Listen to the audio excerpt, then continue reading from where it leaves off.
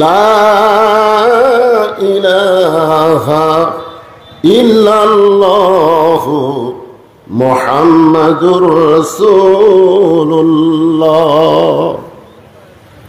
রাসূলের মহব্বতে সকলে বলি সাল্লাল্লাহু আলাইহি ওয়াসাল্লাম।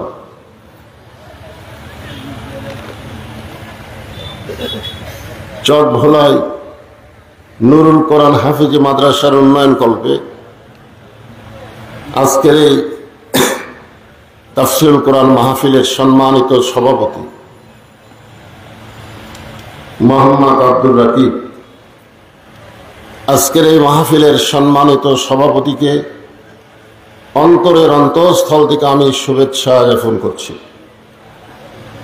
সম্মানিত প্রধান অতিথি এস.এম. রোহানী সুলতান মাহমুদ গামা, সম্মানিত এমপি সাহেব, সম্মানিত বিশেষ অতিথিবৃন্দ, সকলকেই অন্তরের অন্তঃস্থল থেকে আমি শুভেচ্ছা জ্ঞাপন করছি।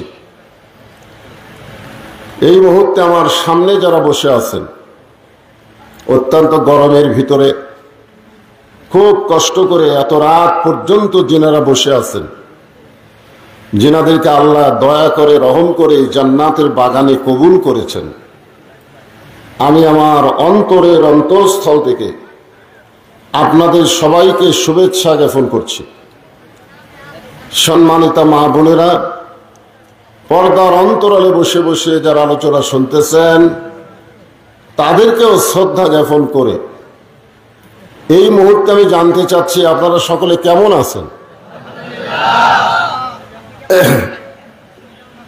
যে আমি গত 2 দিন হলে শারীরিকভাবে একটু অসুস্থ, তারপরে আল্লাহ পাক আপনাদের সামনে আমাকে আসার মতন তৌফিক দিয়েছেন। যে আল্লাহ তাআলা শারীরিক সুস্থতা সহকারে মানসিক প্রশান্তির জন্য এই কঠিন গরমে জান্নাতের বাগানে আমাদের কবুল করলেন, আমরা খুশি না বেজার? তাহলে জবান খুলে সমস্বরে সকলে বলবো রব্বানা লাকাল হামদ হামদান কাসীরান তাইয়িবান মুবারাকান ফীহি। আমি তো উঠতে না পর আবার রাত বেশি।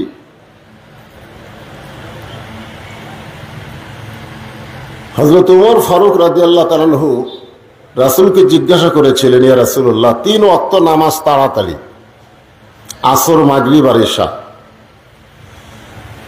কিন্তু ইশা থেকে ফজর, ফজর থেকে জোহর, এই 2 ওয়াক্ত নামাজ লম্বা কেন? ওয়াক্ত মানে কি? সময়। ফজর থেকে জোহর আল্লাহ লম্বা সময় দিয়েছে। এই লম্বা সময়ের মধ্যে মানুষ ব্যবসা বাণিজ্য করবে, খেতে খামারে কাজকাম করবে, চাকরি বাকরি করবে।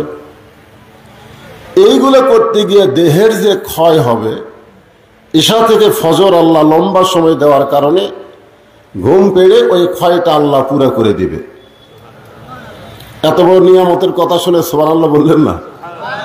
নাও মাকুম সুবাতা, ঘুম এটা হলো শান্তির একটা নিয়ামত। তো আপনারা অনেক রাত পর্যন্ত চেতন আছেন।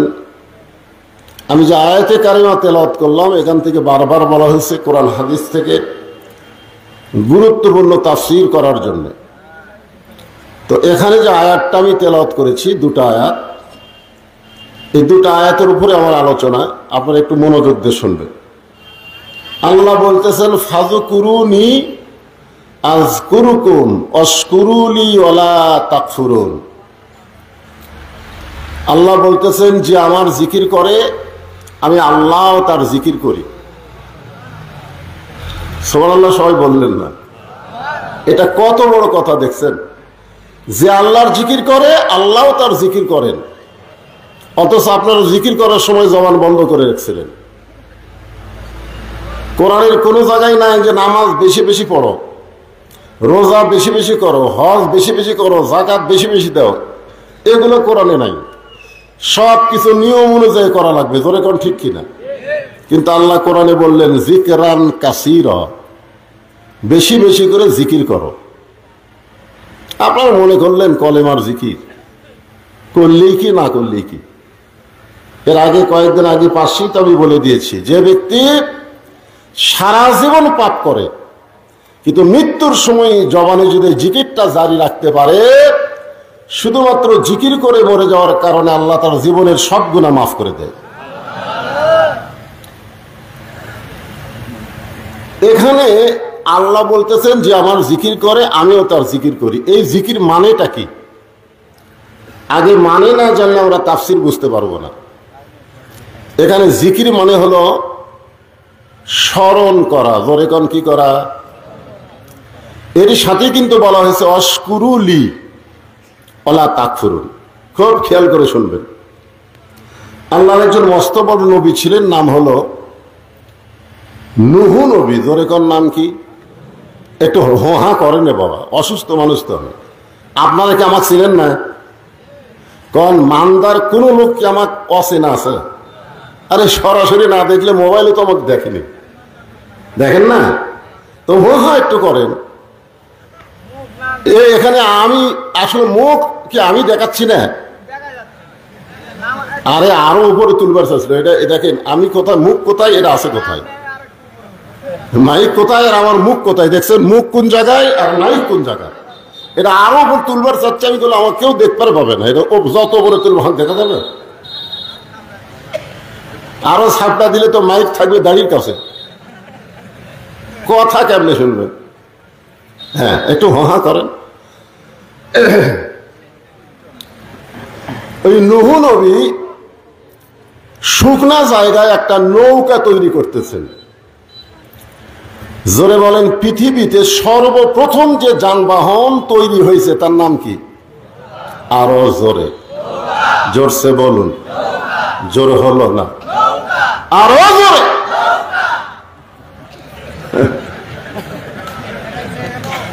গামা সাহেব যদি কথা শুনতে পায়, গামা, তখন বলবে হুজুর তো আমাকে দলের লোক বলে, ও আগে উঠেই নৌকার মিছিল। জোরে কোন কথা ঠিক কিনা? স্বতন্ত্র? আচ্ছা আচ্ছা, স্বতন্ত্রই কাম করছে। আচ্ছা ঠিক আছে, কিন্তু তলে তলেও একই। একটা কথা হলো উপরে উপরে এক ভাব, তলে তলে আর এক ভাব। জোরে কোন কথা ঠিক কিনা? তো এখন এক বুড়ি মানুষ এসে বলতেছে, বাবা নূহ, এই শুকনা জায়গায় নৌকা বানানোর কারণ কি? নূহ বলতেছেন, বুড়িমা, বন্যা নামক একটা গজব আসবে। এ গজবে গোটা পৃথিবীর সবাই ধ্বংস হয়ে যাবে। শুধুমাত্র নৌকার ভিতরে যারা জায়গা পাবে তারা ধ্বংস হবে না। বর্তমানে বাংলাদেশে নৌকার ভিতরে যারা আছে তাদের কোনো টেনশন নাই। জোরে কোন কথা ঠিক না? কিন্তু নৌকার বাইরে যারা আছে,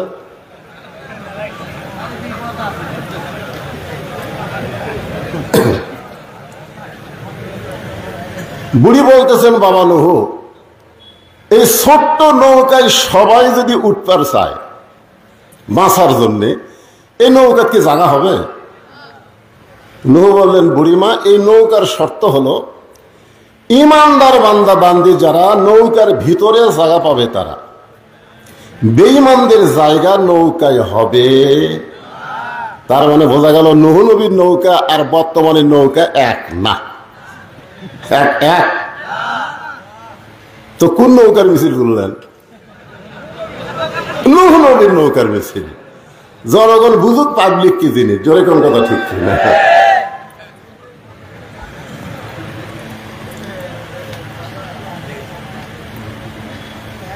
ইমানদার বান্দা বান্দি যারা নৌকার ভিতরে জায়গা পাবে তারা। সঙ্গে সঙ্গে বুড়ি বললেন, বাবা নূহ, আমি নৌকায় জায়গা নিবার চাই। নূহ বললেন, বুড়িমা, তাহলে আপনি পড়েন লা ইলাহা ইল্লাল্লাহ নূহ নবিয়ুল্লাহ। আচ্ছা, নূহ নবীর কলমা পড়তে আমাদের কোনো অসুবিধা আছে? লা ইলাহা ইল্লাল্লাহ পর্যন্ত সব নবীরই কলমা। ওই বাবা আদম থেকে আমাদের নবী পর্যন্ত সমস্ত নবীরাই লা ইলাহা ইল্লাল্লাহ। আপনারা যদি খ্রিস্টানও বলেন, খ্রিস্টানের লা ইলাহা ইল্লাল্লাহ ঈসা রুহুল্লাহ পর্যন্ত বলবে।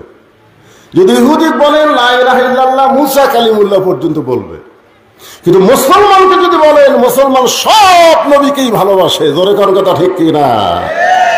ইহুদিরা মুসার পরে আর কোন নবী মানে না, খ্রিস্টানেরা ঈসা নবীর পরে কোন নবী মানে না, আর মুসলমানেরা মুহাম্মদ নবীর উম্মত হলেও সমস্ত নবীকে তারা সম্মান করে। জোরে কোন ঠিক কি না? এই জন্য ইসলাম ধর্মে কোনো কৃপণতা। তাহলে সবাই একটু ঝাঁকি দিয়ে বলেন লা ইলাহা ইল্লাল্লাহু নূহু নবিয়ুল্লাহ। নূহ নবী বললেন, বুড়িমা আপনার আর কোনো চিন্তা নাই। শোনালো বলেন, ইন্নাল্লাযীনা ক্বালু ربنا الله ثم استقاموا تتنزل عليهم الملائكة ألا تخافوا ولا تحزنوا وأبشروا بالجنة। আল্লাহ কিন্তু আমাদেরকে বলেছেন, আল্লাহ বলেছেন নিশ্চয় যারা বলবে আল্লাহ আমার রব, এর প্রতি যারা অটল থাকবে, ইস্তেকাম থাকবে, তাতানাজ্জালু আলাইহিমুল মালাইকা, তাদের জন্য ফেরেশতার মাধ্যমে আল্লাহ খবর দিবেন, আল্লাহ তাখাফ, তোমাদের কোনো ভয় নাই, ওয়ালা তাহজান, তোমাদের কোনো চিন্তা নাই, ওয়া আবশিরু বিল জান্নাহ, বরং দুনিয়া থেকেই তোমরা জান্নাতের সুসংবাদ প্রাপ্ত হবে। ও বললেন, বুড়িমা আপনার আর কোনো চিন্তা নাই, বন্যা গজব যখন শুরু হবে তখন আপনার হাতটা ধরে আমি নৌকায় উঠায় নিব। সঙ্গে সঙ্গে বুড়ি বললেন আলহামদুলিল্লাহ। নৌকায় হাত ধরে তুলবার চাইছে কে? জোরে এখন কে তুলবার চাইছে? আর বুড়ি প্রশংসা করলো কার? তাহলে আপনারা কি বুঝলেন? কোন নেতার প্রশংসা করা যাবে? কোন চামচা হওয়া যাবে? এখানে বুড়ির বলা দরকার ছিল, বাবা নুহু তুমি অত্যন্ত ভালো একজন মানুষ, বাবা ওই বিপদের দিনে তুমি আমাকে হাত ধরে নৌকায় উঠাবা, তুমি খুবই ভালো মানুষ। বুড়ি এখানে নুহু নবীর কোনো প্রশংসা করেনি। অশকুরুনি, প্রশংসা করতে হবে কার? আল্লাহ ছাড়া অন্য কারো প্রশংসা করা যাবে? অন্য কারো করলেই ওয়ালা তাকফুরুন। বন্যা গজব শুরু হয়ে গেল, গোটা পৃথিবীর পাহাড় পর্বত পর্যন্ত 40 দিন পানির তলে ডুবেছিল। এত পানি হিমালয় পর্বত পর্যন্ত ডুবে গেছে। অনেকে বলে গজব খালি এখনই হয়। গজব খালি এখন হয় না, আগেও হসে। কথা কন না কেন? পানির জন্য দোয়া কি আল্লাহ নবী করেনি? এই কথা কন করেনি? এইবারে পানির জন্য আমরা একটু নামাজ পড়া দোয়া করছি, অনেকে কয় হুজুরকে দোয়ার আল্লাহ শুনতেছে না, শুনতেছে না। গতকাল পানি হয়নি, একটা বাতাস উঠছিল। আপনাকে মনে কি হয়েছে? আল্লাহ রে আমাকে মাহফিল আগামীকাল, আল্লাহ যেন পানি না দেয়। জোরে কোন কথা ঠিক কিনা? আমরা দোয়া করি পানি দাও, মাহফিল আর কয় না দেখ। যারা ধান কাটতেছে তারা কয় আল্লাহ আরো 15 দিন পর পানি দাও। আল্লাহ এখন কার দিকে যায় কোন? তো আল্লাহ পড়ে গেছে বেকায়দা। জোরে কোন কি কায়দা? এক লোক বলতেছে, হুজুর আপনারা যখন আদায় শুরু করছেন তখন আমার পাশের জমির লোক 2 মণ ধান দান করছে। আল্লাহ রাসূল বলেছেন আস-সাদকাতুল বালা, দান সদকা করলে বালা মুসিবত হয় না। তো ঝড় ঝড়টা আসলে ওর জমির ধান বাঁচলে আমারটা বাঁচলি, তা আমার দেওয়া লাগবে কেন? কি দিল বারে ওয়াজ শুরু না করতে? আচ্ছা আচ্ছা ঠিক আছে, এটা ঠিক। আসসালামু আলাইকুম হুজুর, রুমালটা দিয়ে দেন। রুমাল মানে সব আদায় শেষ, খালি রুমালটা বাকি আছে। এই কয়েকদিন আগে যে ওয়াজ করলাম ওখানে আমি ওয়াজের আগে কিন্তু রুমাল দিয়েছিলাম, ঠিক কিনা বলেন? একদম কেমন সাইজ করে শুরু করতেছি, ইতিমধ্যে বললো আচ্ছা রুমাল আলা কি রেডি আছে? কোথায় রুমাল পাটিকুটি? তাহলে রুমাল পাটি নেমে যাও।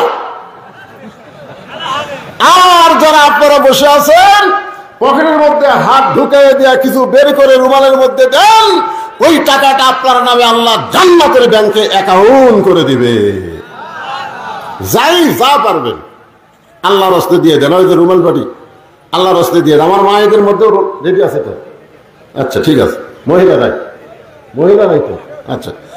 আমার মায়েদের মধ্যে মহিলারা আদায় করবে। গতকাল যেখানে আমার মাহফিল, গত রাত্রে আপনারা ইউটিউবে হয়তো দেখতে পাবেন, মহিলাদের মধ্যে আদায় করবার গেছে, যাই শুনে মহিলাকে আদায় শেষ।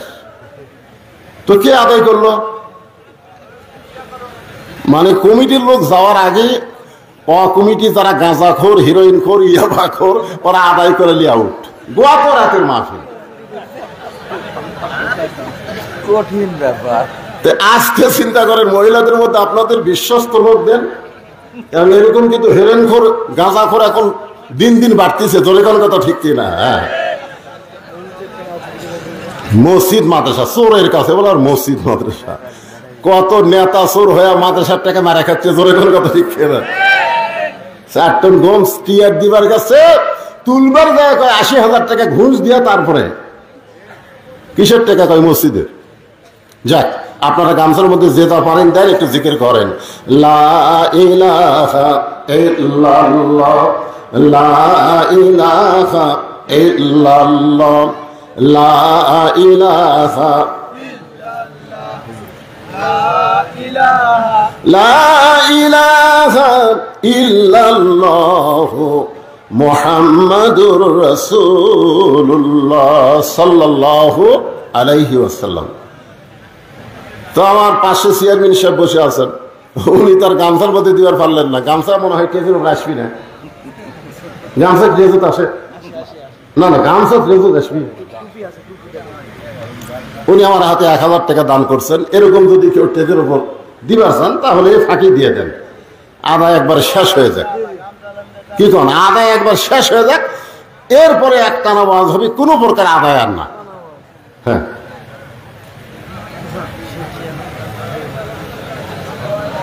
এই মাশাআল্লাহ, একজন আর 100 টাকা দান করছে। আল্লাহ দানকে কবুল করেন। আল্লাহ, এত বড় গামছা কিনে, গামছা না কি ধরছে রে?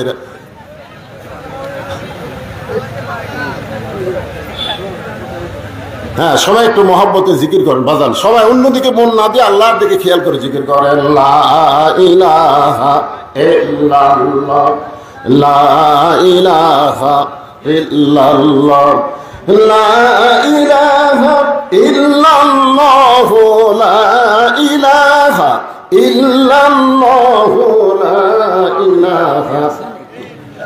লা ইলাহা ইল্লাল্লাহ। চাঁদ সূরজ আর গ্রহ তারা আল্লাহ নামের পাগল পারা। চাঁদ সূরজ আর গ্রহ তারা আল্লাহ নামের পাগল পারা। আমার আল্লাহ নামের এতই দয়া, আল্লাহ নামের এতই মায়া, লুকিয়ে রাখছেন হে আল্লাহ। লা ইলাহা ইল্লাল্লাহ, লা ইলাহা লা ইলাহা ইল্লাল্লাহ মুহাম্মাদুর রাসূলুল্লাহ সাল্লাল্লাহু আলাইহি ওয়াসাল্লাম। পৃথিবীর সমস্ত পাহাড় পর্বত একাধারে 40 দিন পর্যন্ত পানির নিচে। 40 দিন পর পানি যখন নিচে নেমে গেল, আস্তে আস্তে পানি শুকে যাচ্ছে। নূহ নবীর নৌকা যদি পর্বতে এসে ভেঙে গেল। আল্লাহ ডাকতে বলে, নূহ খবর কি? নূহ বলতেছে আলহামদুলিল্লাহ। আল্লাহ কয় নূহ খবর কি? নূহ বলতেছে কি? আলহামদুলিল্লাহ। আল্লাহ বলে, নূহ কি খবর? নূহ বলতেছে, আল্লাহ নৌকার ভিতরে যারা জীবিত আছে তারা, আর নৌকার বাহিরে যারা ধ্বংস হয়েছে তারা। আপনারা কি বুঝলেন? নৌকার ভিতরে যারা কি রক্ষা পাইছে তারা, নিরাপদ আছে তারা, নৌকার বাহিরে যারা ধ্বংস হয়েছে তারা। আল্লাহ ডাক বলেন নুহুরে তাহলে এই বুড়িটার খবর কি? নুহু বলতেছে আল্লাহ আমার মনই নেই। এখন কি নাই দেখছেন? কঠিন বিপদ যখন আসে তখন একটা নবী পর্যন্ত ভুলে যায়। আপনারা বলেন তো হাসরের ময়দানের বিপদ সহজ না কঠিন? তাহলে ওই বিপদে পীর সাহেব মুরিদ খেয়াল থবি? আপনার এখন থবে? কতগুলা বলে না আমার কোনো টেনশন নাই, পীর ধরছি। নূহ নবী বলতেছে আল্লাহ আমার মনেই নাই। আল্লাহ বলে নূহ তাহলে বুড়ির খবর কি? নূহ বলতেছে সবাই যখন ধ্বংস হয়ে গেছে নৌকার বাহিরে, বুড়িটাও ধ্বংস হয়ে গেছে। আল্লাহ বলে নূহ আজগুবি কোনো কথা বলা যাবে না, কথা বলতে গেলে তদন্ত করে কথা বলতে হবে। সুবহানাল্লাহ। আজগুবি, আমাদের বাংলাদেশে আমরা আজগুবি কথা বলি। আজগুবি যে কোনো কথা আপনি বলবেন, কথা তদন্ত করে বলার দরকার আছে না নাই? জোরে আছে, কথা কেন আছে না নাই? আজকে আমাদের বাংলাদেশে অনেক বিষয় আমরা কোনো তদন্ত করি না, বিনা তদন্তে আমরা রিপোর্ট দেই। আজকে যারা কোরআনের মাহফিল এসেছেন তদন্ত বিষয়টা একটু মনোযোগ দিয়ে খেয়াল করবেন। আল্লাহ বলে নূহ আজগুবি কোনো কথা বলা যাবে না, তদন্ত করো। নূহ নবী তদন্ত করতে এসে দেখে বুড়ি তো দূরের কথা, বুড়ির বাড়িটাও পর্যন্ত কিছুই হয় নাই। পাহাড়ের উপরে পানি চলে গেল। আর একটা ঝুবড়ি বাড়ি, সেই বাড়িটাই কিছু হলো না। নূহ ডাক দিলেন বুড়িমা, সঙ্গে সঙ্গে বুড়ি টোপলা নিয়ে হাজির। নূহ বলতেছে বুড়িমা টোপলা কেন?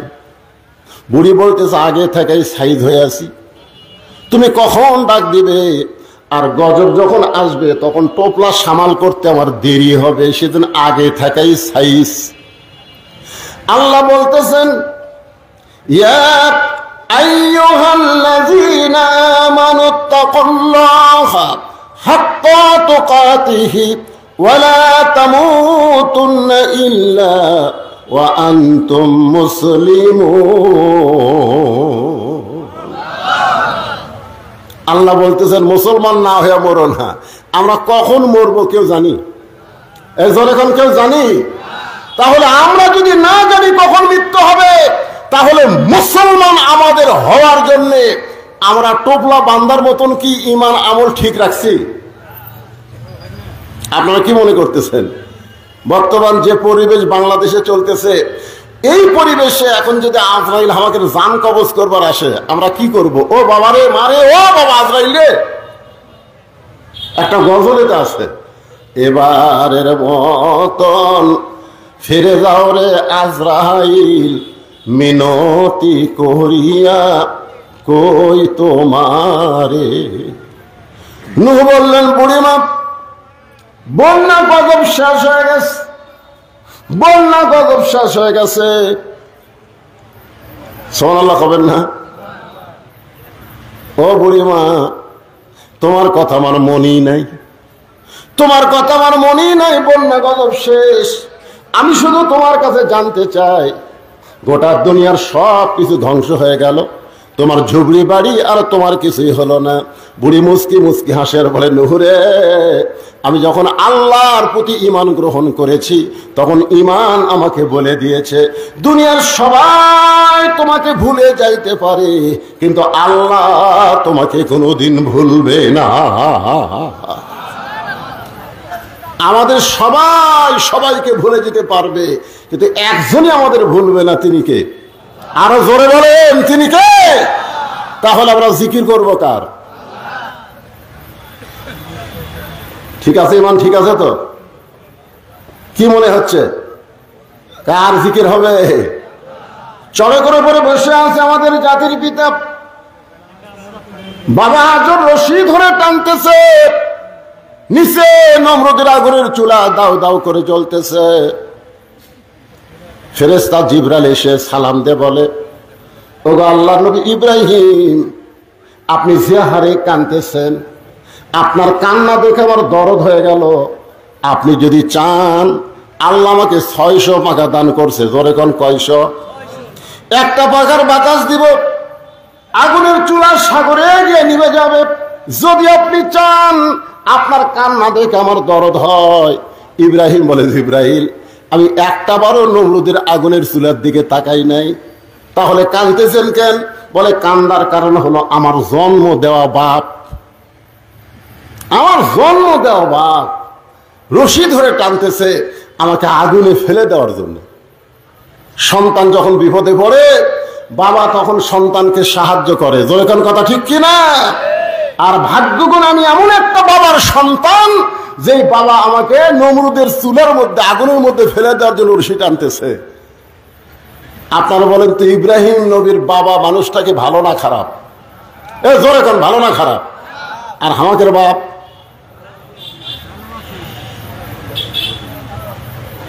যেই বাবা নিজে নামাজ পড়ে, ছেলে নামাজ পড়ে না, এই বাবা ইব্রাহিম নবীর বাবার চাইতেও খারাপ বাপ।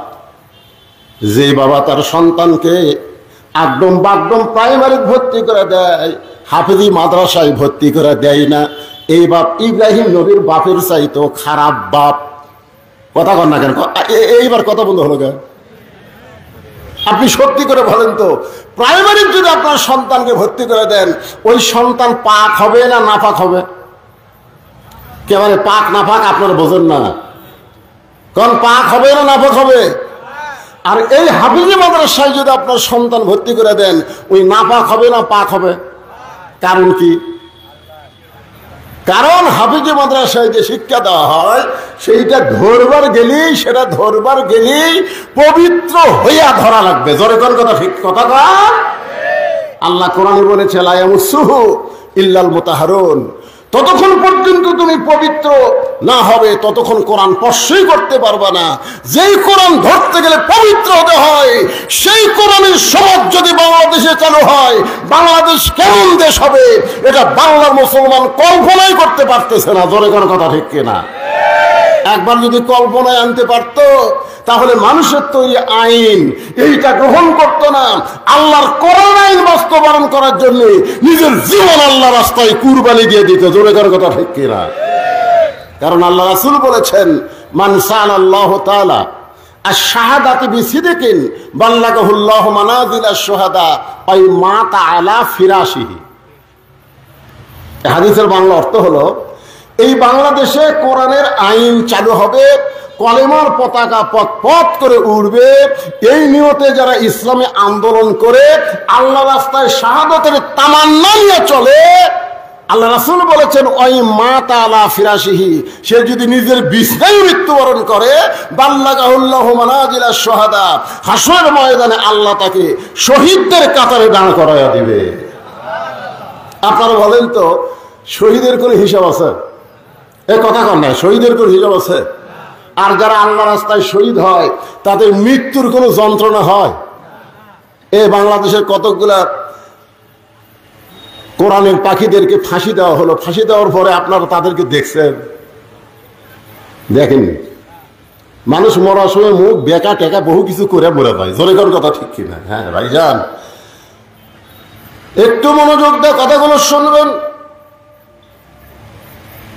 ফাযকুরুনি আযকুরুকুম ওয়াশকুরুলি ওয়ালা তাকফুরুন।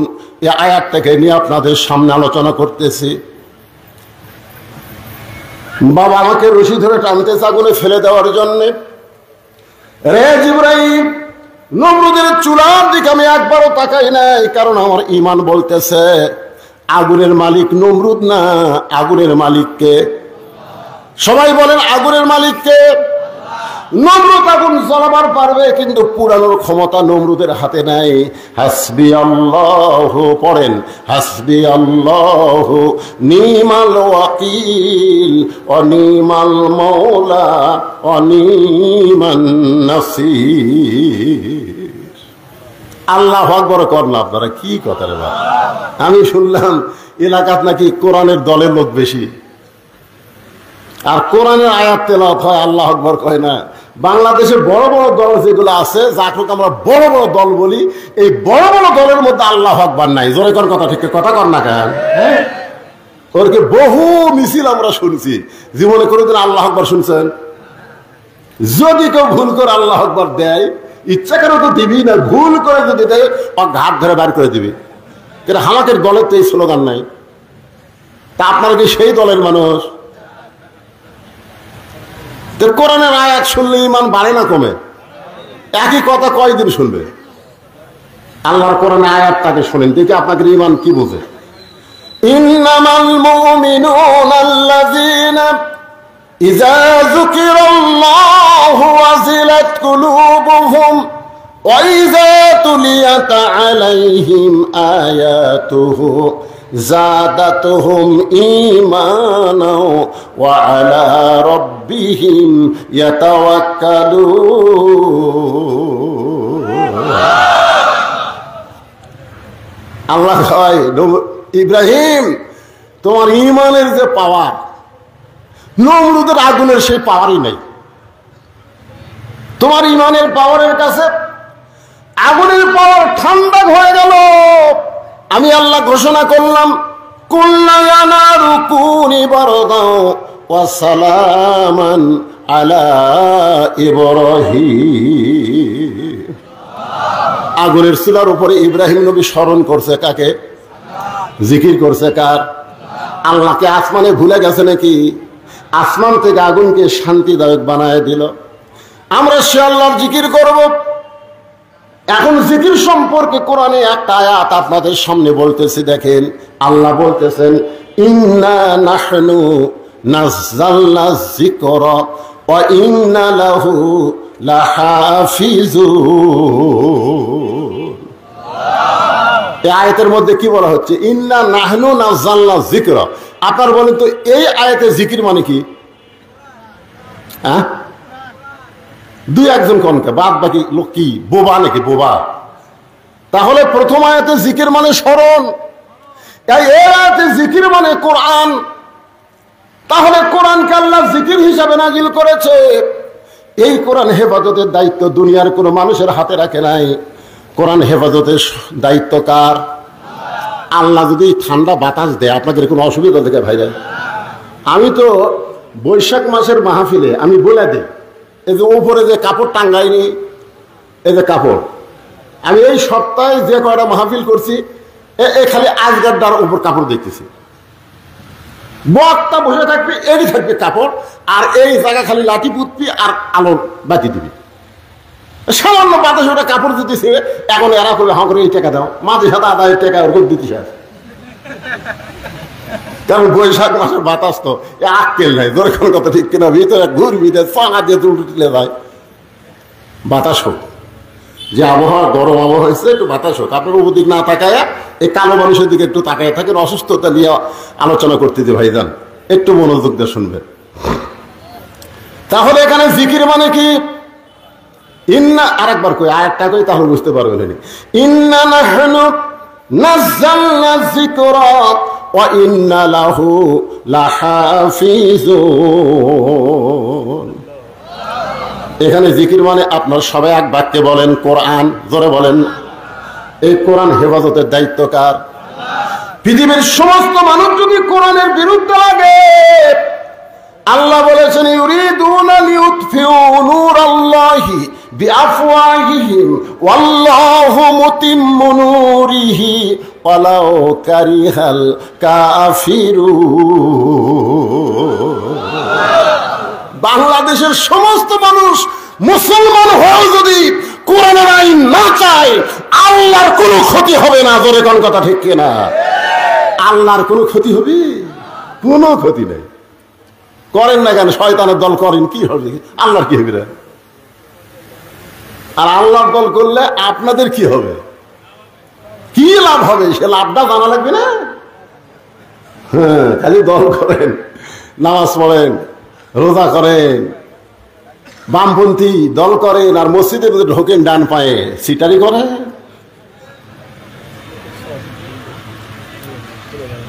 শোনেন, প্রথম একটা আয়াত নাজিল হলো, রাসূল তখন মদিনায় নামাজ পড়াচ্ছেন। আয়াতটা নামাজের মধ্যে আল্লাহ তাআলা রাসূলের উপর নাজিল করলেন, নামাজের ভিতরেই আল্লাহ ওহী নাজিল করলো। আয়াতটা হলো ইয়া আইয়ুহান নাবিয়্যু হারজিল মুমিনিনা আলাল কিতাল। আমার আগে শাফি ওয়াজ করলো না, শাফি খালি না, বাংলাদেশের অধিকাংশ বক্তারা এই ভুলটা করে, বলে মুনাফিক সর্দার হলো আব্দুল্লাহ ইবনে উবাই। আব্দুল্লাহ ইবনে উবাই হলো একজন সাহাবী। আব্দুল্লাহ ইবনে উবাই হলো একজন সাহাবী। উবাইয়ের বেটা আব্দুল্লাহ, উনি আব্দুল্লাহ ভালো মানুষ, কিন্তু উবাই ইবনে খালফ যিনি মুনাফিকের সর্দার, তার নাম হলো উবাই ইবনে খালফ। জোরেকার নাম কি? আর এক জায়গাতে আছে উবাই ইবনে সলুল। হ্যাঁ, উবাই ইবনে সলুল না উবাই ইবনে খালফ। আর আব্দুল্লাহ ইবনে উবাই একজন সাহাবী। আর আমরা একটা সাহাবী খালি মুনাফিক মুনাফিক বলে যাচ্ছি। আমার কথা কি বুঝতে পারছেন? হ্যাঁ, তো উবাই ইবনে খালফ সামনে কাতারে নামাজ পড়ে, টুপি ঠিক, দাড়ি ঠিক, জুব্বা ঠিক, পাগড়িও ঠিক। এখানে আবু বকর রাদিয়াল্লাহু পাশে নামাজ পড়ে। আয়াত যখন নামাজের মধ্যে নবীর উপর নাজিল হলো, তখন নবী নামাজের সালাম ফিরায় সাহাবীর দিকে মুখ করলেন, মুখ করে বললেন, সাহাবীরা, আল্লাহ পাক একটা আয়াত আজকে নামাজের মধ্যে আমার উপর নাজিল করেছে। সাহাবীরা তো আশ্চর্য হয়ে বললেন, হুজুর, আল্লাহ কি আয়াত নাজিল করলো আপনি আমাদের বলেন। আল্লাহ নবী বললেন, তাহলে সাইদ হয়ে তোমরা শোনো, এই আয়াতটা হলো সাইদ হওয়ার আয়াত। জোরে কোন কি হওয়া? সাইদ হওয়া। খালি জামাতবদ্ধ ভাবে নামাজ পড়লে হবে না, কাতার সোজা করে নামাজ পড়লে হবে না, জামাতবদ্ধ ভাবে কাফের বেঈমানদের বিরুদ্ধে অস্ত্র ধারণ করা লাগবে। কারণ মক্কার কাফেররা যে কোনো সময় মদিনা আক্রমণ করতে পারে, আর মদিনা আক্রমণ করলে ইন্নাল্লাহা মা'আস সাবিরিন, ধৈর্যশীলদের সঙ্গে আল্লাহ আছে। আজকে আমাদের গোটা বাংলাদেশ ভারত আক্রমণ করেছে, প্রতিবেশী ভারত আমাদের গোটা বাংলাদেশ আক্রমণ করেছে। আপনারা বলতেছেন, হুজুর কি দিয়ে আক্রমণ করলো? ভারত তো আমাদের সাহায্যকারী, ভারত আমাদের প্রতিবেশী। আপনি জানেন না, ভারত অস্ত্রর চাইতে মারাত্মক অস্ত্র দিয়া আমাদের বাংলাদেশকে আক্রমণ করে আমাদের ঘরের বউ পর করে দিছে। কথা কন না কেন ভাই? আপনাদের গ্রামত কি ডিশের লাইন নাই? আপনি যাই আজকে ভোগ কবেন, বজরিশিতে এত ওয়াজ শুনিস, অমুক বক্তার এত ওয়াজ শুনিস, পর্দার এত ওয়াজ শুনিস, আজ থেকে ভারতের দুটো চ্যানেল বাদ দিবি, স্টার জলসার জি বাংলা, এই দুই চ্যানেল দেখা হবে না। খালি এই কথা কবেন, দেখবেন তো বউ আপনার পক্ষে আছে না চ্যানেলের পক্ষে গেছে। আপনি খালি এটা খেয়াল করবেন। শোনেন, মেয়ে মানুষকে যদি দখল করে, মরদ মানুষ দখল হতে কোনো দেরি নাই, কারণ মেয়া দিয়েই বাংলাদেশ চলতেছে। তোর কোন কথা ঠিক কিনা ভাই? কিভাবে দেখছেন? ভারত আমাকে যুদ্ধ করা লাগবে কে? এমন ভাবে মাল দিয়ে দিচ্ছে আমাদের ছেলেমেয়েকে, যুবকদেরকে, যুবকগুলো সব নষ্ট হয়ে গেছে। একটু মনোযোগ দিয়ে কথাগুলো শুনবেন। যদি মক্কা মদিনা আক্রমণ করে, দোয়া দরুদ দিয়া মদিনা রক্ষা করা যাবে না। ওই কাফের বেঈমানদের বিরুদ্ধে অস্ত্র ধারণ করা লাগবে, যুদ্ধ করা লাগবে। সুবহানাল্লাহ। সমস্ত সাহাবীরা বলতেছে, হুজুর আমরা এক পায়ে রাজি। কারণ আল্লাহ যখন বলেছে অন্যায়ের বিরুদ্ধে যুদ্ধ করতে আমরা এক পায়ে রাজি। কিন্তু উবাই ইবনে খালফ ও সামনে কাতারে টুপিওয়ালা দাড়িওয়ালা, ও নবীর কাছে গিয়ে বলতেছে, হুজুর এইটা না গন্ডগোলের আয়াত? আপনারা বলেন তো, ইসলামী আন্দোলনের আয়াত এটা কি গন্ডগোলের আয়াত? কথা কন না কেন, এটা কি গন্ডগোলের আয়াত? নবী চুম করে বললেন, স্বয়ং আল্লাহ তাআলা যে আয়াত নাজিল করলো, আমার এক নম্বর মুসল্লি বলতেছে গন্ডগোলের আয়াত। সঙ্গে সঙ্গে আল্লাহ তাআলা আবার আয়াত নাজিল করলেন, ওয়ামিনান নাসি মাইয়াকুলু আমান্না বিল্লাহি ওয়া বিল ইয়াউমিল আখিরি ওয়া মা হুম বিমুমিনিন।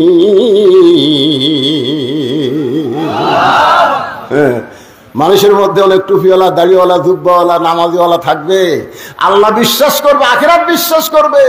আল্লাহ বলেছে ওরা মুমিনই না, ওরা মুমিন নয়, ওরা হলো মুনাফিক। বাংলাদেশে আল্লাহর কোরআন দিয়ে চলুক, এই নিয়ত যদি কারো অন্তরে না থাকে, ওর একটা ইবাদত আল্লাহর দরবারে কবুল হবে না। জোরে কোন কথা ঠিক কিনা? আপনারা বলেন তো, যতগুলা শায়েখ আমাদের বাংলাদেশে আছে, এই শায়েখের মধ্যে কোন আন্দোলন আছে? কথা বল না কেন আছে? আমি তো মনে করি এই শায়েখেরা হয়তো শয়তানের কাছ থেকে কিছু পায়।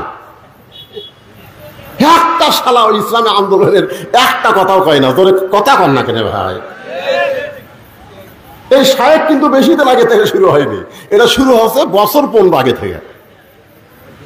আগে মৌলানা ছিল, হজরত মৌলানা ছিল, হঠাৎ এই শায়েখ, এক শায়েখ এক কথা বলছে, আর এক তাহিরি সেটা লেগে গেছে।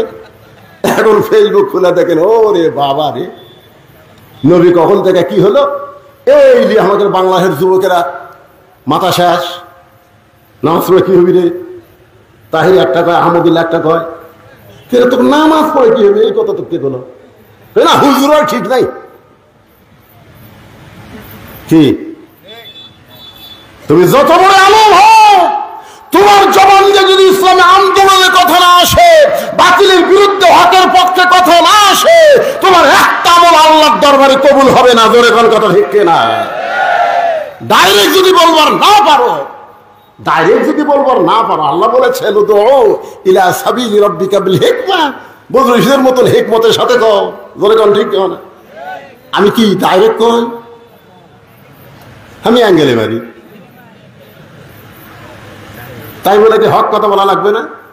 সবাই আমার সঙ্গে পড়েন, কুল জাল হক, পড়েন, কুল জাল হক ওয়া যাহাকাল বাতিল ইন্নাল বাতিলা কানা যাহুকা। তাহলে কোরআন হেফাজতের দায়িত্ব কার? মক্কার কাফেররা চেষ্টা করলো, যার উপর আল্লাহ কোরআন নাজিল করতেছে তাকে যদি হত্যা করা হয়, তাহলে কোরআন এমনি দুনিয়া থেকে নিভে যাবে। আল্লাহ নবীকে হত্যা করার পরিকল্পনা করলো, অর্থাৎ কোরআনকে দুনিয়া থেকে বিদায় করার পরিকল্পনা করলো। গভীর রাত্রে মক্কার 37টা গোত্রের 37 জন নেতা আল্লাহ নবীর বাড়ির চারিধার ঘেরাও করলো এই জিকিরকে হত্যা করার জন্য। আসলে নবী হত্যা না, আল্লাহর কোরআনকে দুনিয়া থেকে নিপাত করার চেষ্টা করলো। আমার কথা কি বুঝবার পারতেছেন? আল্লাহ বললেন, হাবিব দীর্ঘ 13 বছর মক্কায় কলেমার দাওয়াত দিলেন, মুসলমানের সংখ্যা হলো মাত্র 320 জন। এইরকম দাওয়াত দেয় ইসলামের বিজয় সম্ভব না। ওরা যখন চাচ্ছে কোরআনকে নিপাত করতে, আপনাকে হত্যা করতে, আপনি গভীর রাত্রে মক্কা থেকে মদিনায় হিজরত করেন। ওই কাফেরদের চোখ ডাঙ্গায়া আল্লাহ নবী আবু বকরকে সঙ্গে করে মদিনায় চলে আসলেন। মাত্র 8 বছর পর আল্লাহ তাআলা যেই মক্কা থেকে নবীকে মদিনায় পাঠাইছিলেন, ওই মক্কা আবার বিজয় দিয়ে দিলে।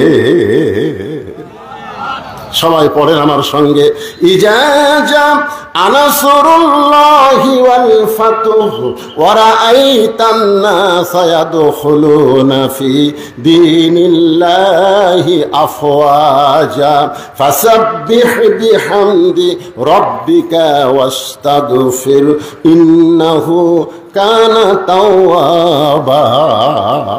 এখন আপনাদের কাছে আমার একটা প্রশ্ন, সে প্রশ্নটা হলো, আপনারা বলেন তো, মক্কায় রাসূল কত বছর কলেমার দাওয়াত দিছে? আচ্ছা, আপনারা কি আমার কথা বুঝবার পারতেছেন না, না রাগ করে উত্তর দিচ্ছেন না? কোনটা কথা কন না, কথাগুলি তো সব। 13 বছর দাওয়াত দিয়ে মুসলমানের সংখ্যা হলো মাত্র 320 জন। তার মধ্যে 17 জনকে ওরা মারাই পিটাই মারিছে। 320 জনের মধ্যে কয়জন মারছে? 17 জন করা পিটাই মারিছে পারে। তাহলে 13 বছরের আয় হলো 303 জন। এই 303টা আয় নিয়ে নবী হিজরত করলেন মদিনায়। মদিনায় 8 বছরে 10,000 সাহাবী নিয়ে মক্কা বিজয় হয়ে গেল। তাহলে 13 বছরে 320 জন আর 8 বছরে 10,000। কোন ইসলাম? মক্কার ইসলাম না মদিনার ইসলাম, কোনটা চান আপনারা? কথা কয় না। মক্কার ইসলাম খালি পিটন খাওয়া, আর মদিনার ইসলাম খালি পিটন খাওয়া না, মারবো। আজকে বাংলাদেশে মক্কার ইসলাম চলতেছে খালি পিটন খাওয়ারটা, ধরে কোনো কথা ঠিক না। পিটন দেওয়ার ইসলাম নাই ভাই রে। যারা ইসলামে আন্দোলন করতেছে তারাও হিকমত অবলম্বন করতেছে। এই যে সামনে নির্বাচন, একজনও যায়নি। হিকমত করতে করতে আমি এক ওয়াজে বলি, চৌরাশে চুরি করতেছে আর ওই হিকমত অবলম্বন করছে, ইন্নাল্লাহ মা সাবিরিন, ধৈর্যশীলদের সঙ্গে আল্লাহ আছে। এই কয়ে ধৈর্য ধারণ করতেছে, এদিকে চোর সব নিয়ে চলে গেছে। ওই হিকমতে আছে, ওই হিকমতে আছে।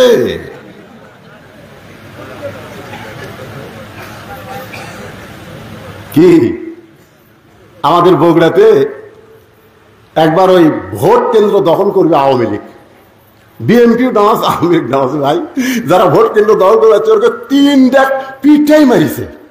এই মারা মাত্র 1 জায়গাত মরিছে, সঙ্গে সঙ্গে গোটা কাহালমন্দি দেখলাম, আর কোনো জ্ঞানজাম নাই। কি বুঝতেছেন? সারা জীবন খালি 2 হাত তোলা দোয়া করবেন। আমার ওয়াদের মধ্যে আছে এই 2 হাত খালি দোয়া করার হাত না, লাঠি ধরারও হাত। জোরে কোন কথা ঠিক কথা কন না গে? খালি হিকমত অবলম্বন করতেছে। চোর সব চুরি করে নিয়ে গেছে, খালি নিয়ে যাক, এবারে নিয়ে যাক, সামনেবার আমি সদা ক্ষম, সামনেবার সদা কবি। ওই সামনে আস্তে আস্তে আবার চোর আসবি। আপনি খালি হিকমতই ধরবেন। এই করতে করতে 16-17 বছর চলে গেল। জোরে কোন কথা কন না কেন? একটু মনোযোগ দিয়ে শুনবেন। আল্লাহ নবী মক্কায় থাকতে কলেমার দাওয়াত দিয়েছেন, কারণ নবী ছিলেন ইমাম আর আবু জেহেল ছিলেন নেতা। নবী ছিলেন ইমাম আর আবু জেহেল হলো নেতা। এই কারণে 13 বছরে মুসলমানের সংখ্যা হলো 320 জন। কারণ জালেম যদি নেতা হয় আর ভালো মানুষ যদি মসজিদের ইমাম হয়, ওই মসজিদ দিয়ে কোনোদিন সমাজের 1 পয়সাও উপকার হবে না। জোরে কোন কথা ঠিক কিনা? জালেম হচ্ছে নেতা আর আলেম হচ্ছে ইমাম। আল্লাহ দেখলেন ইসলামের ধারা পাল্টাতে হবে, এই নবীকে হিজরত করে মদিনায় নিয়ে গেলেন। মদিনায় নিয়ে যাওয়ার পরে আল্লাহ তাআলা সর্বপ্রথম নবীকে দিয়ে একটা মসজিদ বানায় নিলেন, যে মসজিদের নাম হলো মসজিদে কোবা। ধরে কোন মসজিদের নাম কি? যারা হজ করছেন, এখানে যারা হাজী সাহেব আছেন তারা সবাই মসজিদে কোবা চেনেন, অথবা যারা ওমরা করছেন তারাও চিনেন। ওই মসজিদের মধ্যে 2 রাকাত নামাজ কেউ যদি আদায় করে, আল্লাহ খুশি হয়ে তাকে একটা ওমরা হজের সওয়াব দিয়ে দেয়। কাবা ঘরে 2 রাকাত নামাজ পড়লে আপনি 2 লক্ষ রাকাত নামাজের সওয়াব পাবেন। মদিনায় যদি 2 রাকাত পড়েন আপনি 1 লক্ষ রাকাত নামাজের সওয়াব পাবেন। বাইতুল মুকাদ্দাসে যদি 2 রাকাত পড়েন 1 লক্ষ রাকাত নামাজের সওয়াব পাবেন। আর মসজিদে কুবার মধ্যে 2 রাকাত পড়লে একটা ওমরা হজের সওয়াব পাওয়া যাবে। তাহলে চিন্তা করেন মসজিদে কুবার এত দাম কেন? এই বাংলার মুসলমান, মসজিদে কুবার দাম কেন জান লাগবে না? মসজিদ কি জন্যে? মসজিদ কি জন্যে? কয়েকদিন আগে যে আপনাদের সঙ্গে ওয়াজ করলাম, ওখানে মসজিদের কিছুটা গুরুত্ব তুলে ধরছি। ব্যারাস যতই দল করো, মসজিদের মধ্যে কয় দল? জয় কম না কেন? 1 দল। আওয়ামী লীগ, বিএনপি, জাতীয় পার্টি, জামাত সব কাতার সোজা করতেছে। মসজিদের প্রথম যে আজান হলো, সেই নামাজ হলো জোহরের নামাজ। আজান দিলেন হযরত বেলাল ইবনে রেবাব। নামাজ চলতেছে মসজিদে কোবার মধ্যে। সেখান থেকে মসজিদ নববী বদলি হয়ে গেল। মসজিদে নববীতে মেহরাব আছে, মসজিদে কোবার মধ্যে কোনো মেহরাব নাই। যারা ঢুকছেন তারা বুঝতে পারবেন। মেহরাব হলো অস্ত্র রাখার জায়গা। মসজিদে কোবাতে অস্ত্রের ঘোষণা আসে নাই, মসজিদ নববীতে অস্ত্রের ঘোষণা আইছে। প্রথম যুদ্ধ হলো বদরের যুদ্ধ। সেই যুদ্ধটা হলো পবিত্র রমজান মাসে। জোরে কোন কি মাসে? পবিত্র রমজান মাসে। 311 জন সাহাবী হয়ে গেছে। 311 জন। জোরে বলেন কয়জন? এমন সময় 2টা ছোট বাচ্চা দৌড়ে নবীর কাছে এসে বলতেছে, ইয়া রাসূলুল্লাহ, আমরা 2 ভাই জিহাদের ময়দানে যাবার চাই। আল্লাহ রাসূল বললেন, জিহাদ কোনো ইয়ার কি মারার জায়গা না। তোমরা ছোট মানুষ, তোমরা যুদ্ধের কি বুঝবা? বলে হুজুর আমরা জিহাদে যাব, নিয়ত করেছি। কারণ জিহাদের ময়দানে কেউ যদি শহীদ হয়ে যায়, আপনি বলেছেন শহীদের মৃত্যু একটা খুদি পিঁপড়া কাটার চাইতেও আযাব কম। মানে এক কথা আযাব এটাই, একটা খুদি পিঁপড়া যদি আপনার কামড় দেয়, আপনি এর চটকে দেন না? হুজুর আমরা শহীদ হওয়ার চাই। আল্লাহ রাসূল বললেন জিহাদের ময়দানে শহীদ হতে গেলে তার একটা মাপ হওয়া লাগবে। এ বেলাল, দেখি মাপের কাঠি নিয়ে আসো। একজনের নাম হলো মুআফেজ, আর একজনের নাম হলো মুয়াজ। মুয়াজ আর মুআফেজ দুই ভাইয়ের। মুয়াজকে মাপের মধ্যে নিয়ে আসা হলো। মাপে দেখা গেল 5 ফুট লম্বা হয়ে গেছে। আল্লাহ রাসূল বললেন মুয়াজ তুমি লম্বাই হলো 5 ফুট, তোমাকে জিহাদের ময়দানে যাওয়ার হুকুম দেওয়া হলো। মুআফেজ বলতেছে ইয়া রাসূলুল্লাহ, ও লম্বা হবার পারে কিন্তু আমার চাইতে ওর শরীরে শক্তি কম। ওগো আল্লাহর নবী, আপনি যদি আমাদের দুই ভাইকে কুস্তি লাগা দেন তাহলে দেখতে পারবেন লম্বা হলে কি হবে, ওর গাওয়াত কোনো শক্তি নাই। নবী তাবাসসুম মুস্কি হাসি দিয়ে বললেন ঠিক আছে, তোমরা দুই ভাই কুস্তি করো। দুই ভাই যখন কুস্তি করতেছে, ছোট ভাই মুআজকে কানে কানে বলে ভাই তুমি তো মাপে হয়েই গেছো ভাই, তোমার তার কোনো টেনশন নাই, কিন্তু এই কুস্তিতে তুমি একটু দুর্বল হয়ে আমার বুকের নিচে পড়ো, আমার বুকের নিচে পড়ে যাও, তাহলে আমি তোমার বুকের উপর থাকলে নবী আমাকেও যাওয়ার পারমিশন দিয়ে দিবে। মুআজ বলতেছে নবী কিন্তু সাধারণ বিষয় না, হয়তো বুঝতে পারবে। বলে ভাইজান বুঝবার পারবে না, তুমি একটু দুর্বল হয়ে নিচে থাকো, আমাকে একটু তোমার বুকের উপর উঠে দাও। মুআজ বলতেছে আমি পারবো না।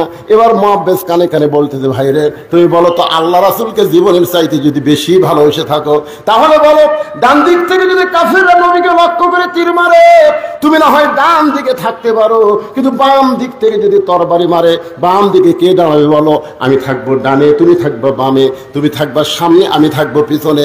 আমাদের জীবন যতক্ষণ থাকবে আল্লাহ রাসূলের দেহ কাফেরদের অস্ত্র যেন স্পর্শ না করে। সঙ্গে সঙ্গে মুআজ দুর্বল হয়ে বুকের নিচে পড়ে যায়। এমন সময় আল্লাহ রাসূল বলতেছে এইরকম ছোট বাচ্চারা শহীদ হওয়ার নিয়তে যখন আল্লাহর দল করে, এই ইসলামকে কেউ মাটির নিচে দাফন করতে পারবে না। একদিন গোটা পৃথিবীতে ইসলামের বিজয় হয়ে যাবে। লিল্লাহি তাকবীর। এমপি সাহেবের আগমন। আপনাদের এমপিকে আমি এর আগে দেখছি, তখন এমপি ছিল না, তো এমপি হওয়ার পরে এটা প্রথম।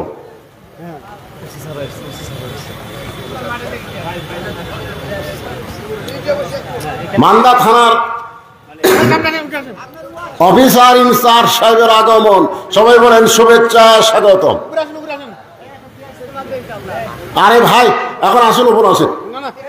না না না, এমনি অনেক রাত হয়ে গেছে, আসেন আসেন আসেন।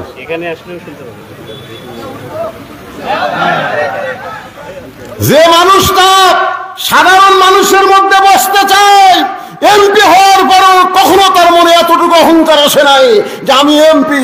তার মন বলতেছে আমি জনগণের সেবক। জোরে কোনো কথা ঠিক কিনা? এর আগে আমি ভিডিওতে দেখেছি এরকম একটা মাহফিলে আমার ভাই মঞ্চের সামনে বসে আছেন, এমপি সাহেব বসে আছেন। এখন আপনারা তো কাম তো অকাম করছেন, সভাপতি পর্যন্ত চেয়ার দেননি। এখন এক চেয়ার দিয়ে থাকেন টেজের উপর, এটা কেমন হয়? না শোনে আমি কই ওই দিকে কয়েকটা প্লাস্টিকের চেয়ার তো দেখা যাবে, আনা দেবে না, টেজের আনা দেবে না। আচ্ছা আমরা বসি, অসুবিধা নেই। আপনার থেকে একটু অনুমতি নেই।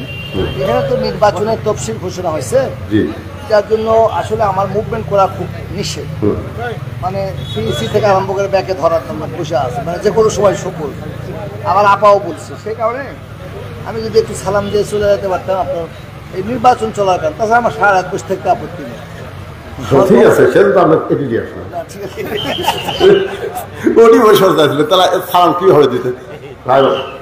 ঠিক আছে, আমি আপাতত কিছু সময়ের জন্য আলোচনা বন্ধ করলাম। আমার প্রধান অতিথি সাহেব, তার সঙ্গে থানা ইনচার্জ সাহেব এসেছেন, তারা একটু সংক্ষিপ্ত সালাম দেবেন, শুভেচ্ছা দেবেন, তারপরে ইনশাআল্লাহ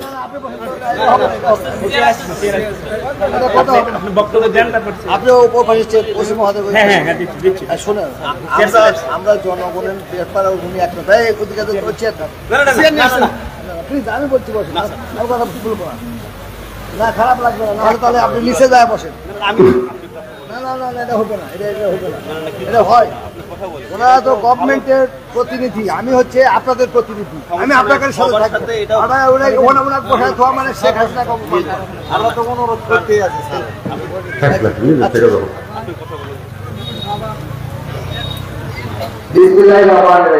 আজকে এই পবিত্র মাহফিল সম্মানিত সভাপতি উপস্থিত সহসভাপতিবৃন্দ, আলিম দিনগণ, শ্রদ্ধাভাজন মুরব্বীগণ, সমবয়সী যুবক ভাইরা, স্নেহের কচি কাছেরা, কর্তারা, দোয়া করি আমার মা ভক্তিগণ। আর বিশেষ করে এখানে উপস্থিত আছেন, আপনারা জানেন মালদা, আমরা এই কথা বলতে বাধ্য হচ্ছি, আমরা যখন কোনো বেকায়দায় পড়ি অনেক সময় আল্লাহ লেগে কিন্তু থানা খুঁজে, ঠিক না? এটা কিন্তু আল্লাহকে সবচেয়ে বিশ্বাস করা দরকার। তো সেই পশ্চিম মহাজয় গভীর রাত্রে আপনাদের সঙ্গে দেখা করতে এসেছে, তাতে আরো আমার পরিসংস্থা ভাইরা এসেছেন। এখানে আমার এই এলাকার শ্রেণী নেতৃবৃন্দের মধ্যে জাহিদুল আছে, জাহিদুল আছে, মাস্টার আতাউল আছে, উজ্জ্বল আছে, এবং ঘুরতে গেলে অনেক। কাশিম ভাই একটা কথা ছিল, আজকে কি আচ্ছা চলে গেছে। এখন আমার হচ্ছে যে আজকে তিনি এখানে আপনাদের তাকে ঘিরে আসছেন, তিনি কিন্তু আমাদের প্রধান, তিনি কিন্তু আসলে কোথাও রয়েছে আজকে, ঠিক ঠিক না? উনি বিখ্যাত একজন আলেমের দিন, এবং উনি কিন্তু বাংলাদেশের খ্যাতি সম্পন্ন তাফসীরে কোরআন মাহফিলের একজন আলোচক। এবং এইটা আমরা যারা জেনারেল লেখা পড়া জানি সবাই আমরা ডাক্তার সলিমুল্লাহ নাম শুনেছি, ডক্টর সলিমুল্লাহ, উনি কিন্তু সচিবদের ট্রেনিং দেন। তো সেখানে উনি বলেছেন যারা তাফসীর করে কোরআনে তারা আসলে জানে Dhaka university, Rajshahi university professor, তারা ভিসি নাও জানে না। তাহলে মূলত তাকে ঘিরে কিন্তু আমরা এখানে সভাপতি হচ্ছি, ঠিক কি ঠিক না? এখন আপনাদের চাকর হিসেবে নতুন হিসেবে আমরা আমার মাইক দিয়ে দিলাম, ধরুন ধরে কিছু আমরা তো আমরা তো ঠিক কিনা হারা হয়েছেন না কেন?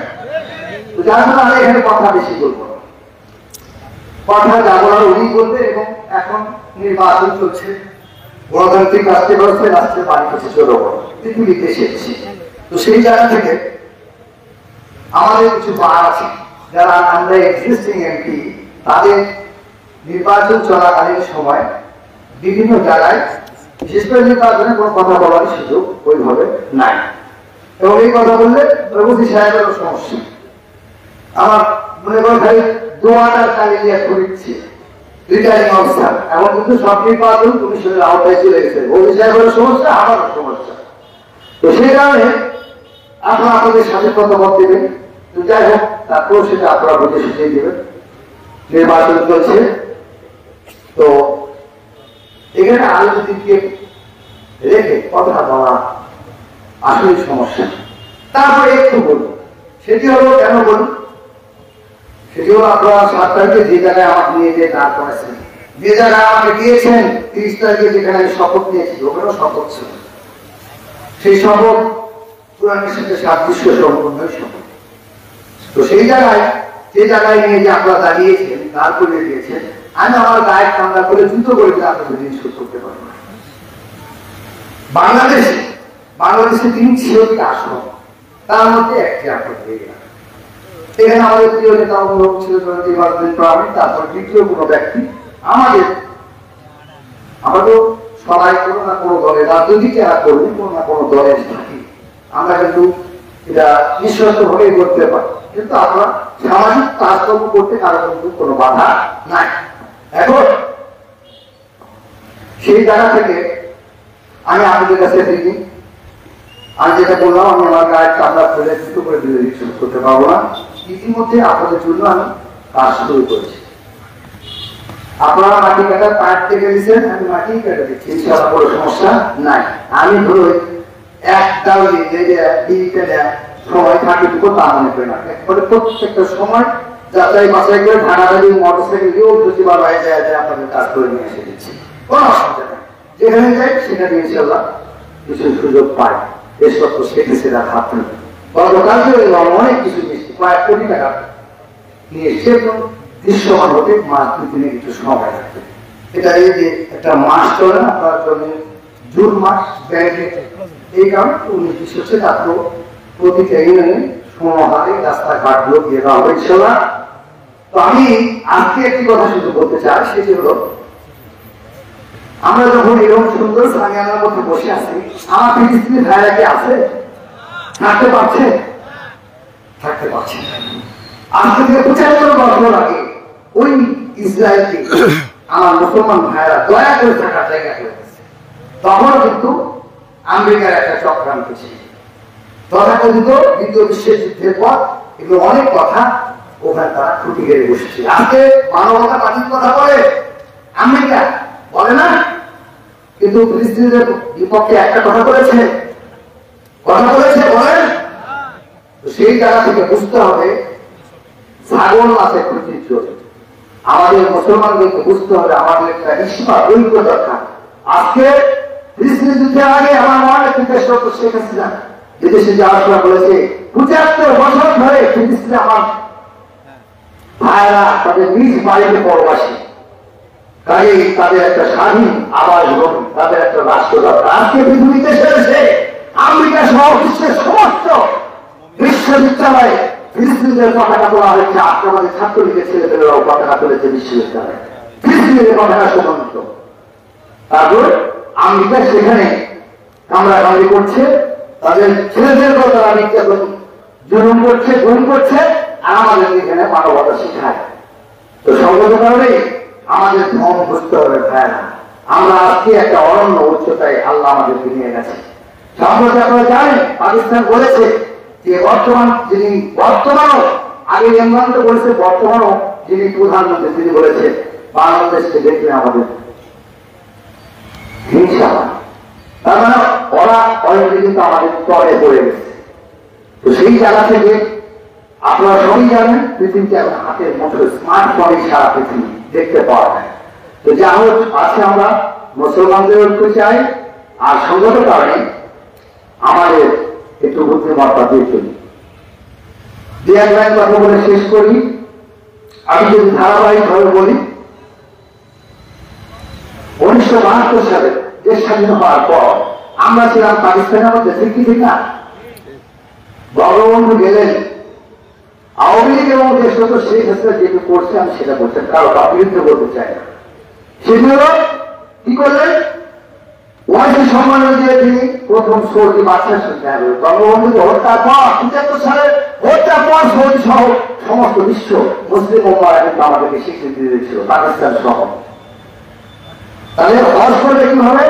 বঙ্গবন্ধু যখন হোটেল লবিতে দেখা করতে গেলে তরকারি বাদশার সঙ্গে, তখন বাদশা বললেন কি চাই? তো বললেন, বঙ্গবন্ধু বললেন ইওর এক্সেলেন্সি আমার কিছু চাই না, আমার দেশের 90% মুসলমান, তারা ধর্মপ্রাণ মুসলমান, তারা আপনি যেহেতু কাবা শরীফের দায়িত্বে আছে, সঙ্গে তো আপনার অনুভূতি চায়, তারা হজে আসতে চায়। তারা ধার্মিক ভাবে বলেছিলেন কিছু চাই না, আপনি কেন এসছেন? সারা পৃথিবীর মানুষ আমার কাছে চাই চাই চাই করতে আসে, আমি পৃথিবীর মধ্যে পরাক্রমশালী বাদশা, আর আপনি কিছু চাই না তো কেন আসেন? বঙ্গবন্ধু গিয়েছিল কিন্তু সেই ধারাবাহিকতায় এই হজের অনুমতি দিতে। যাই হোক, তারপরে ইসলামিক ফাউন্ডেশন করলেন উনি, তাবলিগের ইস্তেমার আমাদের ভাইরা এখানে অনেকটা আছেন, তাবলিগের 2 ইসলাম নদী তাদের সঙ্গে দেখা করেছি ইনশাআল্লাহ। এই জমিটাও কিন্তু বঙ্গবন্ধু দিয়েছিল। কাতারে মসজিদের উন্নয়নের কাজ করেছিলেন, বাদ দিন বঙ্গবন্ধু 75 না। তারপর দেশগত শেখ হাসিনা 2008 সালে 19 ডিসেম্বর নির্বাচনের পর, আগের একটু কাজ আছে সেটা বাকি দিলাম। 8 সালে নির্বাচনের পর আজকে 1,20,000 আলেম সম্প্রদায়কে মসজিদ ভিত্তিক ইসলামিক শিক্ষা ব্যবস্থা চালু করার জন্য, কোরআনের শ্রবণ করার জন্য আমাদের বাচ্চাদেরকে অ্যাকোমোডেট করা হয়েছে।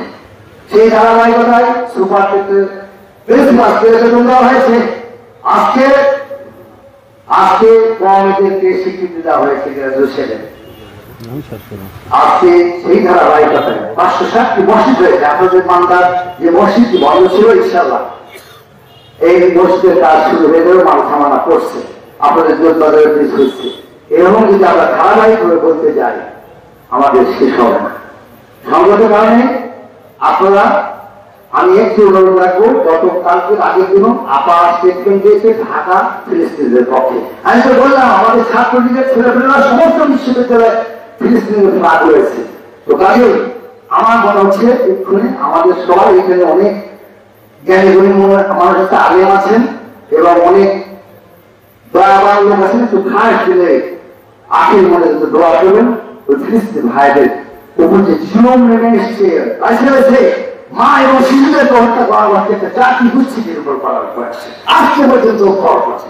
তাই আল্লাহ ছাড়া এখান থেকে আমাদের কেউ বাঁচতে পারবে না।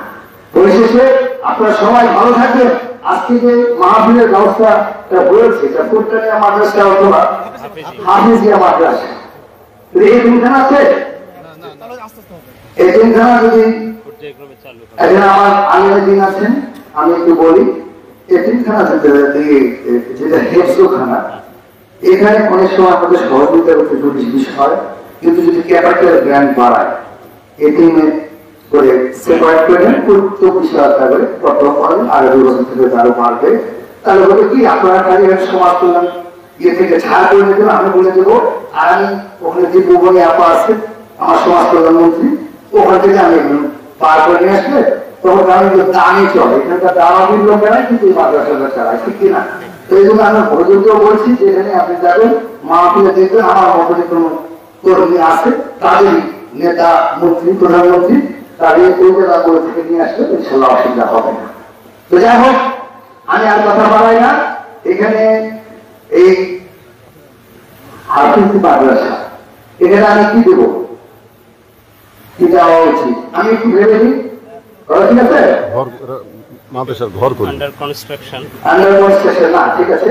আমি একটু ভেবে নিই। ঘটনা আছে জুনের পর বড় বরাদ্দ, এখন যেমন বরাদ্দ না ছিল 126টা ওয়ার্ড আমি একযোগে বরাদ্দ দিয়ে শেষ করেছি। আমার কিছু পাইছি সেখানে আমি দিতে পারি, তাকে দিয়ে এসেছি আমার কিছু। তাহলে আমি একটু ধীরে সুস্থ দিয়েছিলাম, কিন্তু মাত্র আরো 5 বছর প্রায় থাকবো। আল্লাহ যদি আমাকে সুস্থ দেয়, হায়াত দেয়, আপনারা তো 5 বছরের জন্য দায়িত্ব দিয়েছেন চাকর হিসাবে।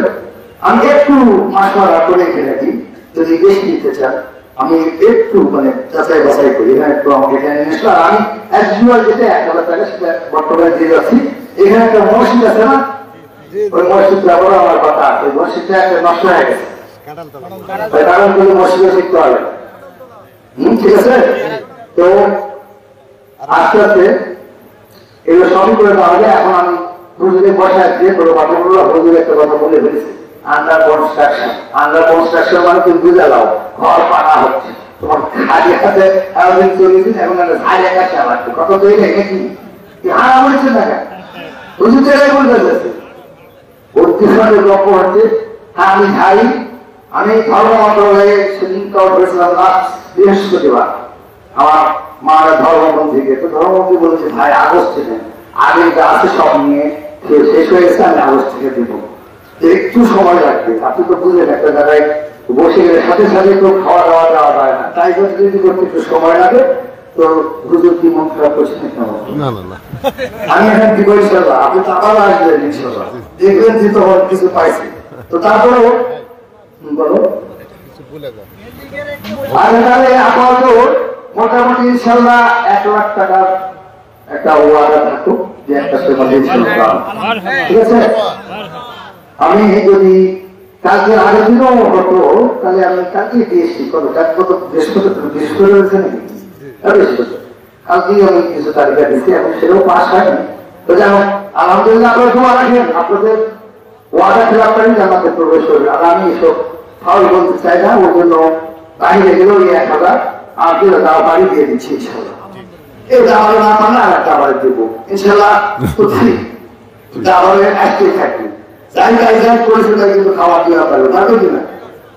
যেহেতু আমরা 4.5 লক্ষ 5 লক্ষ জনগণ আমার প্রতি আশা দেয়, আপনারা ভোট দিয়ে আমাকে যে জায়গায় পাঠাইতে বললাম কোথাও আর আটকে না, তো সেই জায়গা থেকে না পাওয়ারও কোনো কারণ নাই। তো পরিশেষে আপনাদের সবার সুস্থতা কামনা করে আলেম মহোদয় আমাদের আলহার প্রধান আলোচক বজলুর রশিদ সাহেবের কাছে বিনীতভাবে ক্ষমাকে আপনাদের জন্য দোয়া করে আমার জন্য দোয়া আছে, সর্ব মুসলমানদের জন্য দোয়া করে দোয়া আছে। আমি আমার কথা শেষ করছি।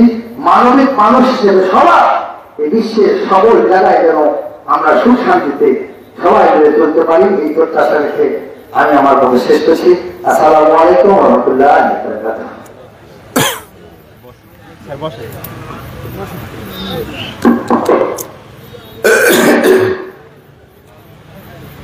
রাতও অনেক হয়ে গেছে, কাজ কামের দিন, কি কম প্রধান অতিথির বক্তব্য শেষ। আর আমি তো অসুস্থ, সেটা ওয়াজের শুরুতেই শুনলেন। এরপরেও জিকির সম্পর্কে আলোচনা শুরু করেছিলাম, শেষ একটা আয়াত বলে আমি আপনাদের সবাইকে নিয়ে আখেরে মোনাজাত করব। এখানে আল্লাহ আর একটা আয়াতে বললেন, ইজা নুদিয়া লিস-সালাহ মিন ইয়াউমিল জুমআহ ফাসআউ ইলা যিকরিল্লাহ। এখানে জিকির মানে কি? এই জিকির নিয়েই কিন্তু কথা শুরু হচ্ছে। সেই জিকির থেকে আল্লাহর কোরআনকে আপনার জিকির স্বীকার করলেন। আর সেই কোরআনের আলোচনা করতে আজকের মাহফিলের প্রধান অতিথি সাহেব মঞ্চে এসে গেলেন। আমি তাকে নিয়ে সভাপতি সাহেব আমাকে বলতেছে, হুজুর আমি একটু যাবার চাই। বললাম না, আপনি যাইন না, আমি কিছুক্ষণের মধ্যেই মাহফিলের এই ভাঙ্গা মাহফিল আর চাঙ্গা করা যাবে না। আমরা সকলেই মোনাজাতে শামিল হব। সকলে ইস্তেগফার পড়ে, আস্তাগফিরুল্লাহাল্লাযী লা ইলাহা ইল্লা হুয়াল হাইয়ুল কাইয়্যুম ওয়া আতুবু ইলাইহি। আল্লাহুম্মা আমিন। আল্লাহুম্মা আনতাস সালাম ওয়া মিনকাস সালাম, তাবারাকতা ইয়া যাল জালালি ওয়াল ইকরাম। আয় আল্লাহ তাআলা, তোমার নবীর এতিম ঘর হাফেজি মাদ্রাসাকে লক্ষ্য করে আজকের এই জান্নাতের বাগান সাজাইছিল আল্লাহ। কঠিন গরমের ভিতরে তোমার হাজারো বান্দা বান্দে আজকের মাহফিল উপস্থিত হয়েছিল আল্লাহ। আজকের এই মাহফিলকে আমাদের সকলের হেদায়েতের জন্য, নাজাতের জন্য, জান্নাতের জন্য কবুল করেন। এই মাহফিলের শুরু থেকে শেষ পর্যন্ত যত আলোচনা হয়েছে আল্লাহ, যদি কোনো ভুল হয় মাফ করে দেন, জাহাদিয়া মঞ্জুর করেন। সোনার মদিনায় নবী পাকের রওজা মোবারকে আল্লাহ কবুল করে নেন। তামাম আম্বিয়ায়ে কেরাম, আসহাবে কেরাম, তাবিঈনে কেরাম, তামাম পৃথিবীর মাটির নিচে যত মুমিন মুমিনা শুয়ে আছে আল্লাহ, সকলের আরওয়াহ আর হাদিয়া কবুল করেন। আমরা যারা হাত তুলেছি, আমাদের জনম দুঃখনী মা বাবা যাদের কবরে চলে গেছে আল্লাহ, মা বাবার কবরকে জান্নাতের টুকরা বানিয়ে দিন। আমাদের বাপ মা যাদের জীবিত আছে আল্লাহ, এই নিয়ামতের হায়াত বাড়ায়া দেন। আল্লাহ, আমি অসুস্থ, আমার মতো যারা অসুস্থ হাত তুলেছে আল্লাহ সুস্থতার নিয়ামত দান করেন।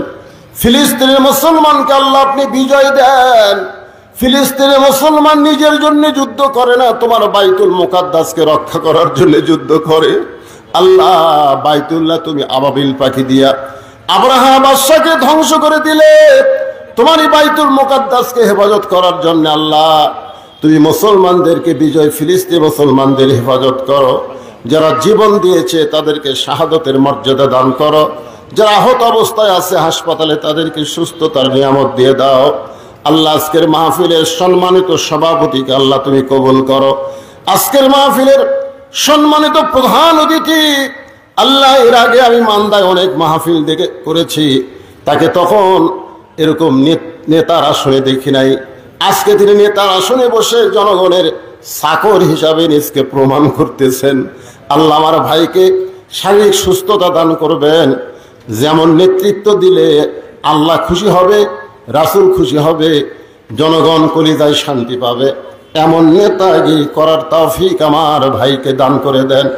আল্লাহ, মান্দা উপজেলা অফিসার ইনচার্জকে সঙ্গে নিয়ে হাত তুলেছি আল্লাহ, মেহেরবানি করে তাকে কবুল করেন। যে দায়িত্ব তার উপর অর্পিত আছে সুন্দরভাবে পালন করার তৌফিক দিয়ে দেন। আল্লাহ, মন খুলে প্রাণ খুলে দীর্ঘ সময় আলোচনা করতে চাইছিলাম, কিন্তু অসুস্থতার কারণে আজকে এটা হয়তো আমার পক্ষে সম্ভব হলো না। আল্লাহ, তোমার বান্দাদের জন্য প্রাণ খুলে দোয়া করি আল্লাহ, যেটুকু আমরা শুনলাম বাকি জীবনে আমাদেরকে আমল করার তৌফিক দিয়ে দেন। আল্লাহ, মাদ্রাসাকে লক্ষ্য করে নগদে বাকিতে আজকে যারা দান করেছে আল্লাহ সবগুলো দান কবুল করেন। মা বোনদেরকে পর্দানিশা সাবেদা সালিহা মা ফাতেমার চরিত্র দান করেন। যেদিন আমরা বিদায় নেব আমাদের সকলের জবানে আপনি জারি করে দিবেন, লা ইলাহা ইল্লাল্লাহু মুহাম্মাদুর রাসূলুল্লাহ সাল্লাল্লাহু আলাইহি ওয়াসাল্লাম। আসসালামু আলাইকুম ওয়া রাহমাতুল্লাহি ওয়া বারাকাতুহু। জি